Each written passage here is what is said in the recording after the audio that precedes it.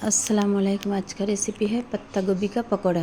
पहले पूरा बारीक बारीक पत्ता गोभी काट लेंगे। उसके बाद नमक, जीरा, धनिया, अदरक लहसुन पेस्ट, हल्दी पाउडर, मिर्ची पाउडर, साबुत मिर्ची, कोतमीर,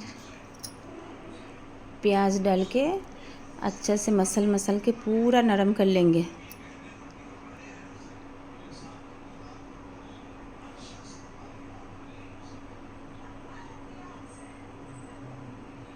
अब बेसन डालेंगे।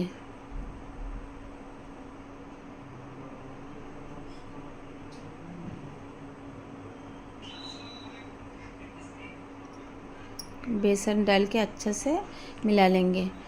अब तेल गरम हो गया, पकौड़ा बना लेंगे। हमारा पत्ता गोभी का पकौड़ा रेसिपी आप लोगों को अच्छा लगे तो कमेंट, शेयर, सब्सक्राइब करो। पत्ता गोभी पकौड़ा बहुत टेस्टी बनते, आप लोग भी बना के खाओ।